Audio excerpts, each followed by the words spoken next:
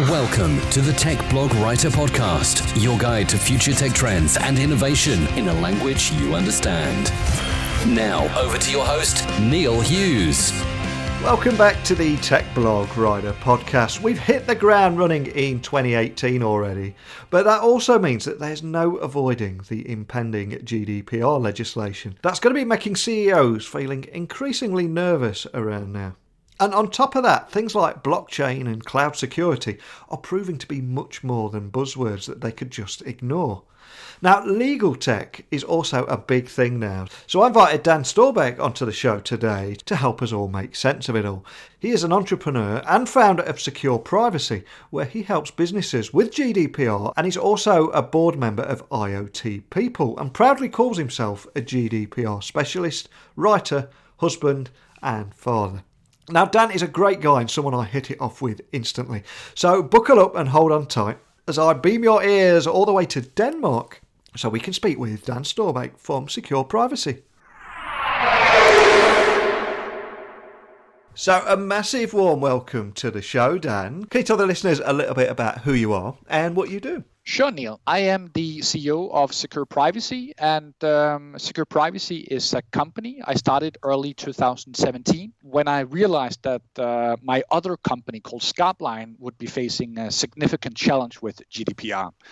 And as you probably know, and we also realized that GDPR would be a tsunami of regulations affecting not only European businesses, but actually businesses worldwide. And in that regards, we saw, should we look at this as a solution for our company alone, or should we actually take a wider perspective to GDPR and a potential solution? So basically, myself, I'm located in Denmark, married to a Swedish woman, and we have 3 kids together. I'm half Norwegian and half Finnish, so I'm really a Nordic breed, but based in Denmark.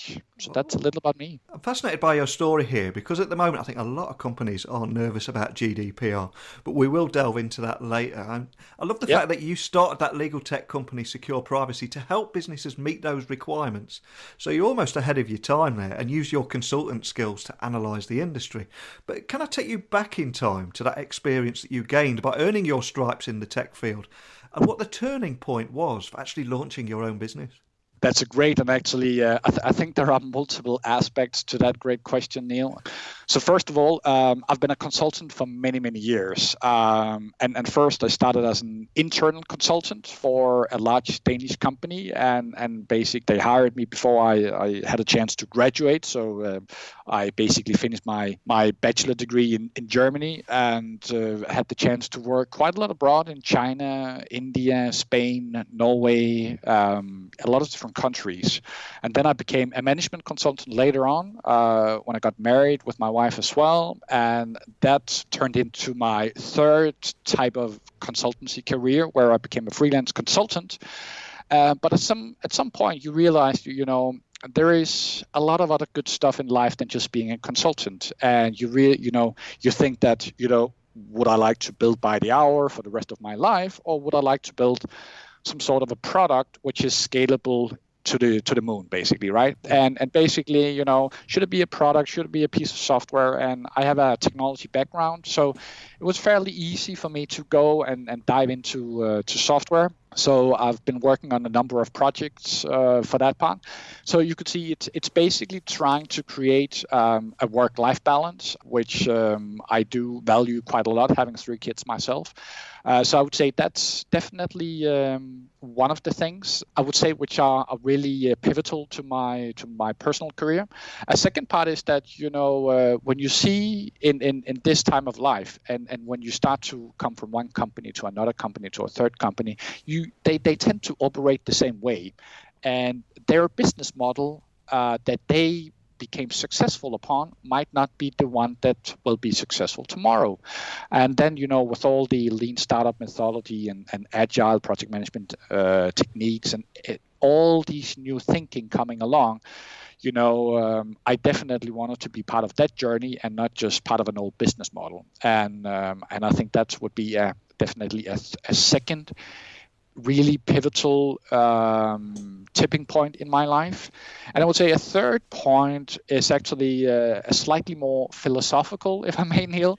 But basically, there is a Cuban philosopher who's a very wise man, and basically I took one of his quotes and I slightly changed it.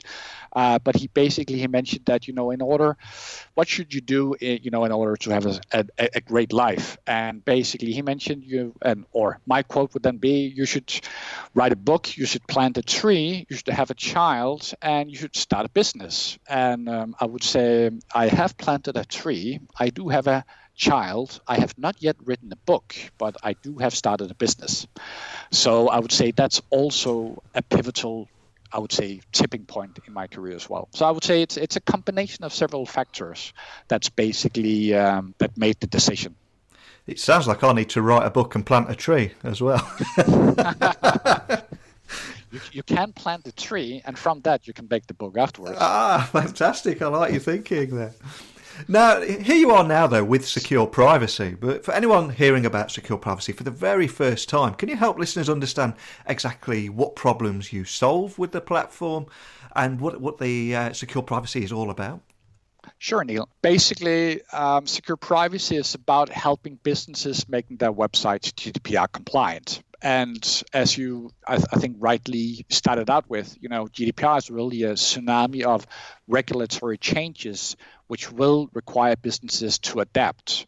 And when I made the decision to basically form a new company called Secure Privacy, I could see that this will become much bigger than Y2K, because I would say GDPR has equal amount as hype as Y2K, but after the champagne bubbles had left the bodies after Y2K, the whole Y2K pretty much fizzled out.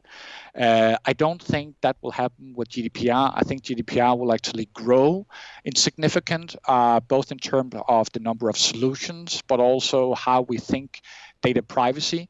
So I think it should be considered a permanent risk as seen from a business, but also a business opportunity as well. And so, but in short, secure privacy is really centered around websites and helping your company and business making your websites GDPR compliant. Now, GDPR did seem like a long way off last year, but now it's very close to becoming a reality. Are you finding businesses are adequately prepared for the new legislation, or are still just cautiously approaching it? Not at all. I think, in all fairness, it's complicated legal matters, to be honest. And so I think there is nothing. I don't think it's possible to be 100% GDPR compliant. I think that's nirvana, which is not possible. But that is the mission that everybody should be on, because I would see the basic principles behind GDPR are great. But how you basically interpret the regulation can be very different from company to company. I've basically seen it in different waves. And one is the large companies based in, especially in Sweden, Denmark, have started first. And then we're starting to see the mid-sized companies now. And we're barely seeing any small companies having any kind of big reflections on it. It's only when we start thinking there is an opportunity around GDPR from a business standpoint that the SMEs start waking up. But otherwise, I think everybody is, I wouldn't say caught on the wrong side of the bed, but everybody is working hard on it. And I was just talking to a large Danish IT service provider that we will probably partner with next week. They even said that people are basically clicking on the panic button these days, and they just want a solution that does it for them right here and right now. So I think, in all fairness, it's complicated matters, but I think most companies have a lot of work ahead of them. Small and large. Now, you're also a tech contributing writer and former consultant to European enterprises such as Diesel, L'Oreal and Pandora. But you also recently gave a talk on the top 10 trends in legal tech for 2018. So I've got to ask, what are your thoughts on blockchain, distributed ledger and cryptocurrencies, which already seem to be dominating conversations this year? Absolutely. In all dinner parties that we have here at home, cryptocurrencies is definitely on in the top agenda these days. days, definitely. The first part of the question, I gave a presentation to a bunch of lawyers and law firms in Copenhagen about the legal tech trends, and blockchain, AI are on top of that list as well. But coming back to your question around blockchain and cryptocurrencies, I'm a tech guy, so I'm naturally just very bullish on that part. But I do see 2018 being very different than 2017, and I would be very cautious how people should invest in cryptocurrencies moving forward. Basically, these days we're seeing Bitcoin, Ripple, and all the big ones being cut down in prices these days, right? And I think while we in 2017 saw, one trend, which is just going up, I think 2018 will be a lot more ups and downs, especially for the more new coming altcoins. So not necessarily Bitcoin, Ripple, and so on. We might see them, in triple value, quadruple even. But I think I think the big value lies in, utility coins, app coins, where you have a very strong foundation. So I think if you understand trading from, what goes up must come down, and you can basically navigate in a volatile market, I think there are significant revenues to gain. But in short, I'm very bullish. I love blockchain, but I think 2017 will be a totally different beast than 2017, to be honest. I'm so glad you said that, because I did wake up this morning, and as we record this episode now, all cryptos have took a big dip today. But it's only if you get involved with the whole day trading that I think you get burnt. But if you just hold on to whatever it is that you decide to invest in, that's where the sensible money is, isn't it? And projects that you believe in rather than just the next big thing. Exactly. Very much agree, Neil. And I think, you've seen a number of cryptocurrencies based on pretty much nothing, and there will be, a natural, how do you say it in English? But basically, you will see those that gain and those that lose, and there are a number of really interesting ideas being born these days. So I am, both from a normal tech point of view, but also legal tech point of view, I'm really tracking what's happening, and there are a lot of different ideas and things pumping in. So I think it's definitely the underlying foundation is there, but there is a lot of hype, and there is a lot of things that need to be cut off first before we really see the real value in it, right? Absolutely. And I think something else we should point out is, especially from the Silicon Valley kind of area now, there's a lot of businesses starting to realise that if they rebrand and stick blockchain in their title somewhere, then their share price will rocket. I mean, we saw, I think it was Kodak recently that tried to hop on board that hype train, didn't they? Yeah, but interesting. What I also noticed is that if there is a partnership with Ripple and another company, or one coin with another company, it might not necessarily be that specific coin that actually jumps in value. It might be the stock of the company that actually increases in value nowadays. So where should you go? Should you go for the old school stock market, or should you be in crypto coins? But yeah, there are different perspectives to it, right? Absolutely.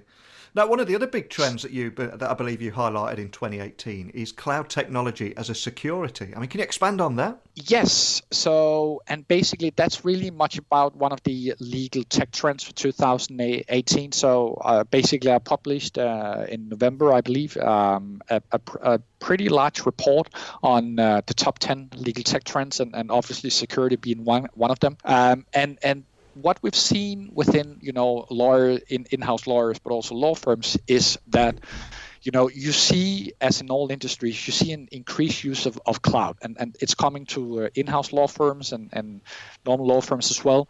But one of the major concerns highlighted in one of the in a survey with the largest law firms in US was actually security, and basically, due to the concerns about preserving client confidentialities, lawyers are looking for cloud-based solutions with very high security, and basically with the goal to improve not only the experience, but also to generate additional revenue through efficiencies and increased trust. And just to see, we even did it in our own product. So our product is basically about data privacy, and we are really also targeted law firms and lawyers, but we basically have focus on security. So that's why we also brand the company Secure Privacy, because we want to communicate. It's not only about privacy, but it's also about security. And that's really at the core of our company and our mission as well, right?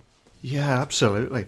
And what are the other big legal tech trends that you think will be big this year? So I'm just going to highlight, 5 of them, and we'd be happy to share the report with other one. But I would say there is legal process outsourcing.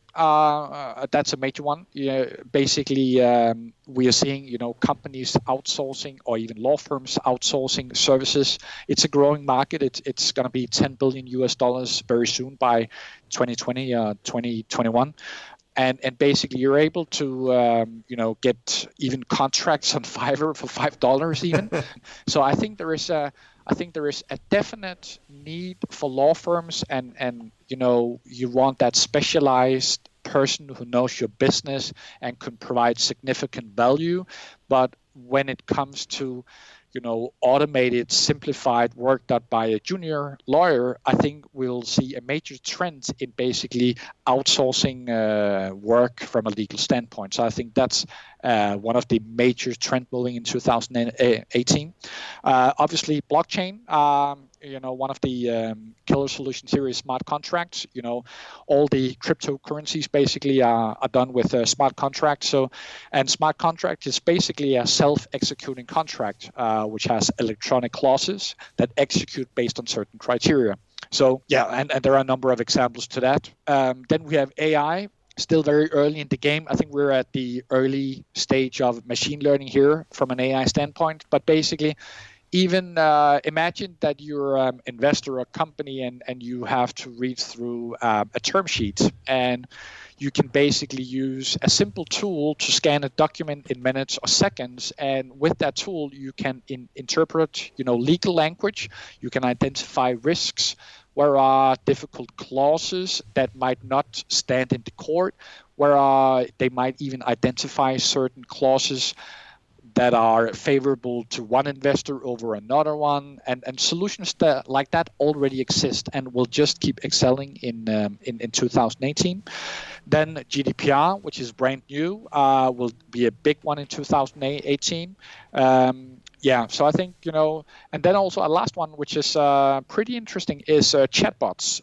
We're seeing chatbots entering all kinds of industries, but even just, I'm actually experimenting with one client here about GDPR bots, and you can basically imagine communicating something as complex as GDPR using a GDPR bot, where an internal employee basically writes to a GDPR bot and basically becomes educated on the importance, on the what's and the whys about GDPR in a very modern, easy to use, and very user-friendly way.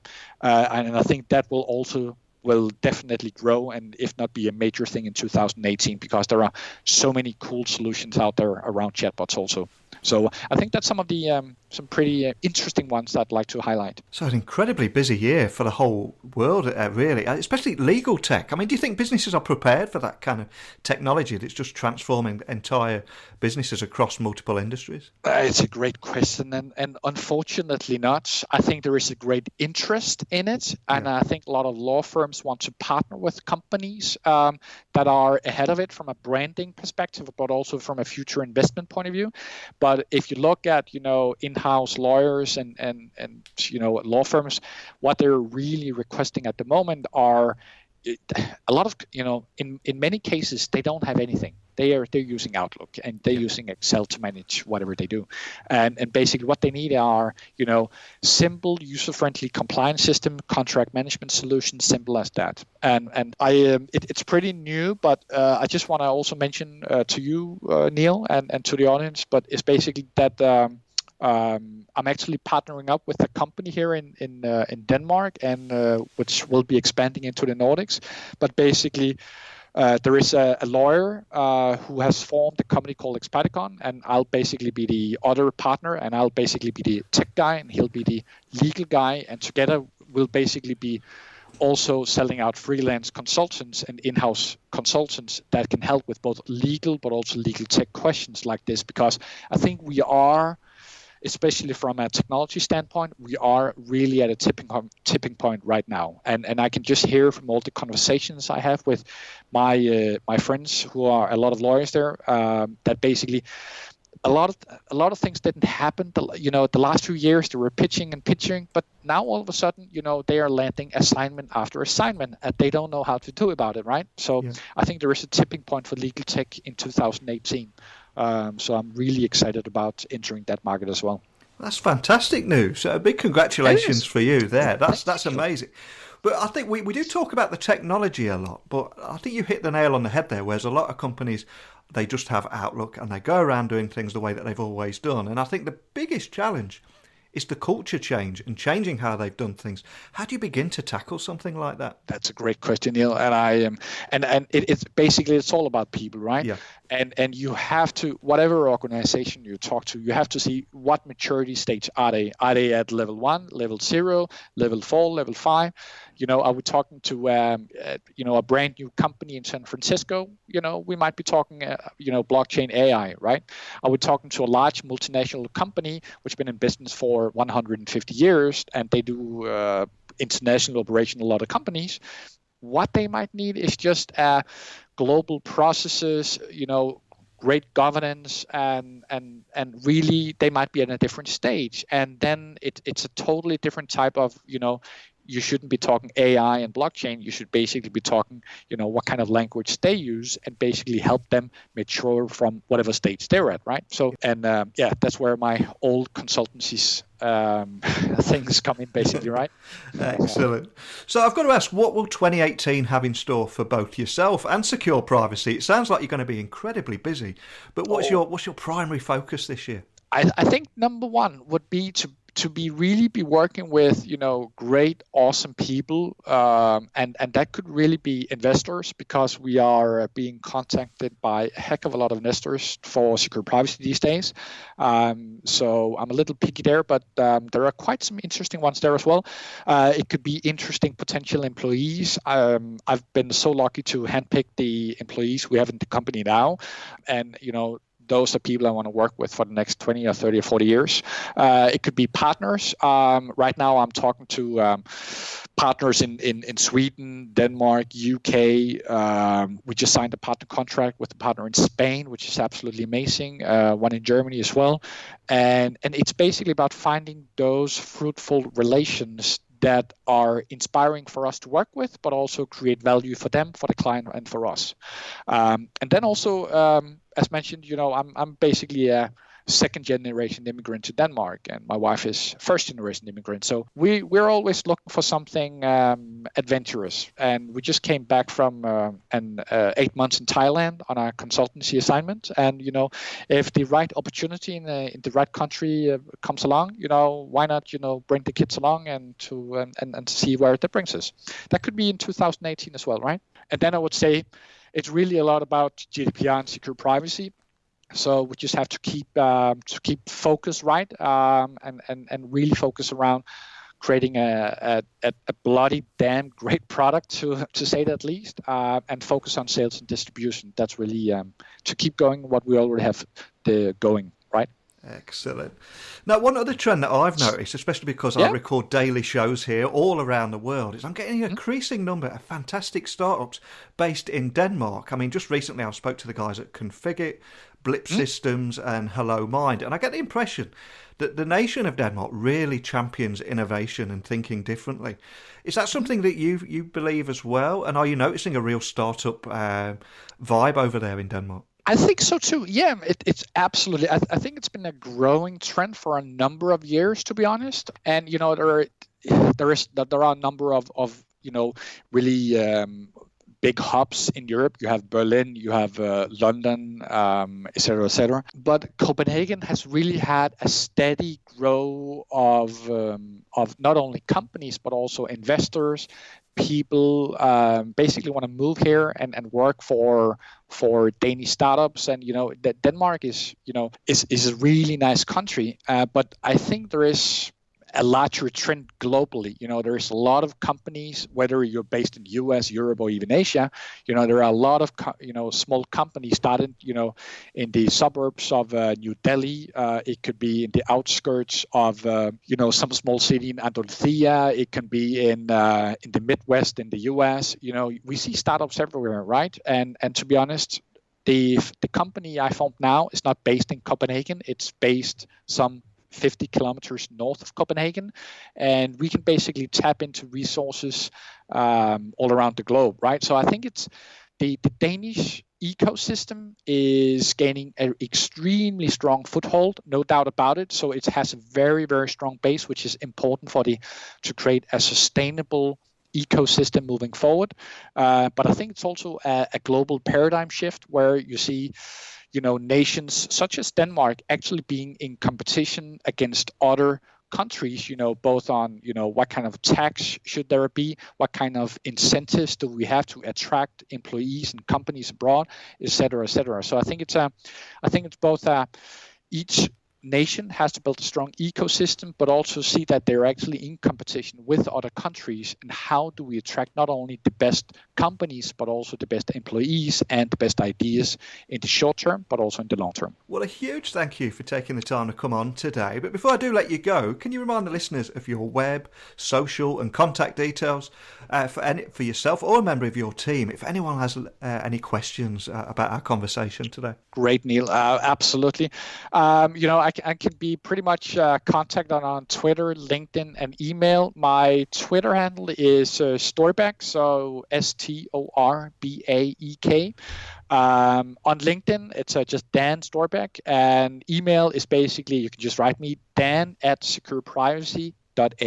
There's a lot of buzzwords out there at the moment, such as blockchain and cloud technology and cryptos, but you actually put value and put the meat on the bones around those, and it's much more than buzzwords. So a big thank you for delving in and also helping people prepare for GDPR, because that's going to be a very interesting one to follow. So I'd love to stay in touch with you and maybe get you back on in 6 months and see how GDPR is getting on.